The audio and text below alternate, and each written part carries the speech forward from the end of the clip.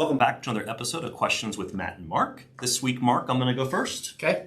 So, Mark, there's been a lot of news in the headlines about the Federal Reserve and what they're doing to try to control inflation. Can you try to make it make sense for our viewers? Yeah, so I think it makes sense to go back to the basics with inflation. What is inflation, or why does inflation come about, right? Yep. And inflation starts when there's too much money chasing too few goods.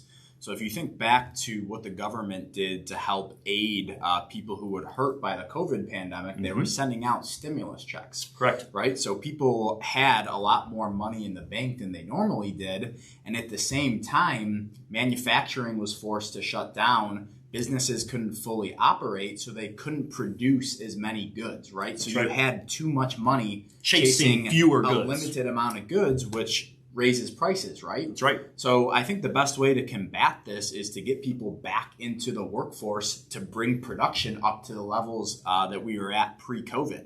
And right now, the Federal Reserve is starting to take money out of the economy. And maybe this is a subject we can go in deeper on a later Questions with Matt and Mark. But they're going to try to remove some of this from money supply so there's not too much money chasing the too few goods. So hopefully when the Fed starts to do that and we get back to full employment or employment that we were at pre-COVID, then I think you're going to start to see some of these prices easing. And the perfect example of this is gas prices, right? Yep. So when COVID hit and no one was traveling, no one was going anywhere, no one was flying as much, so gas prices came down because there wasn't a huge demand for it. That's right. But now as things begin to open back up, there's a way larger demand for gas, and they have to bump up supply in order for these prices to come down. But because they were limited supply coming out of COVID, gas prices are elevated. Yeah. So I know that was a long-winded answer, but I know inflation it's not an easy question to understand. Yeah, it's not an easy question. Matt, my question for you this week is around the temporary market volatility. You know, everyone is blaming the new COVID variant on this. Yes. Is this anything to be concerned about?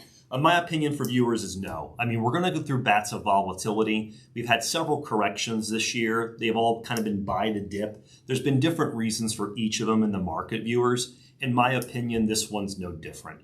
So again, past performance is not indicative of future results. But looking at this, I think the excuse, and you're correct, Mark, the narrative in the market was new COVID variant, don't know how bad this is going to get. And at least initially with the market rebounding today, it's kind of thinking that even though it's contagious, it's not as deadly as the previous variants. So again, the market tends to shoot first, ask questions later. Overall, I would not view this as a game changer long-term for the market. Right, and this is normal, right? This is normal. Sell-offs and then have up days like we're having today. Viewers, if the market goes up a little bit every day, that is not good. It's going to take out a lot of the return capability of the market. So what do you have to sacrifice? You have to sacrifice that volatility. Right. That is the byproduct of getting the returns that you get in the market. That's right. Right? Yep. All right, viewers, check us back next week for another episode of Questions with Matt and Mark. We will see you then.